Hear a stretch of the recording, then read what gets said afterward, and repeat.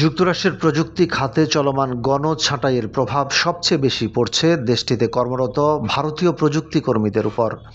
বড় বড় প্রযুক্তি প্রতিষ্ঠান খরচ কমানোর লক্ষ্যে কর্মী ছাঁটাই শুরু করায় বিপাকে পড়েছেন হাজার হাজার ভারতীয় H-1B ভিসাধারী।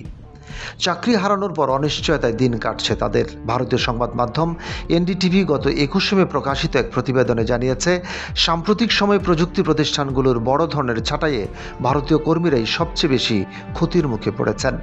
বিশেষ করে মেটার সাম্প্রতিক ছাঁটাইয়ের ঘটনায় বহু ভারতীয় কর্মী চাকরি হারিয়েছেন।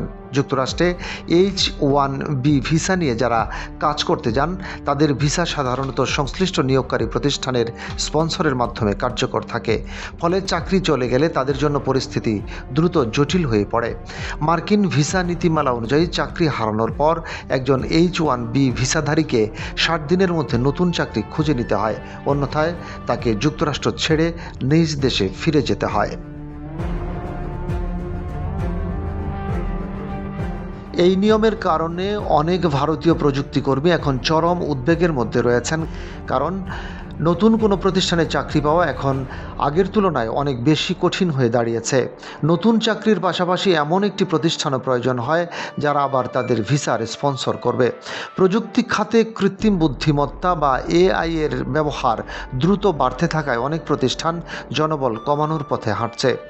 এতে প্রচলিত বিভিন্ন প্রযুক্তি নির্ভর চাকরির চাহিদা কমে যাচ্ছে, ফলে নতুন নিয়োগও সীমিত হয়ে পড়েছে।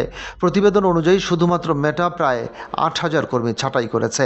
একইভাবে অ্যামাজন ধারাবাহিকভাবে কর্মী সংখ্যা কমাচ্ছে। এছাড়া লিঙ্কডইনও তাদের কার্যক্রম সংকুচিত করার উদ্যোগ নিয়েছে।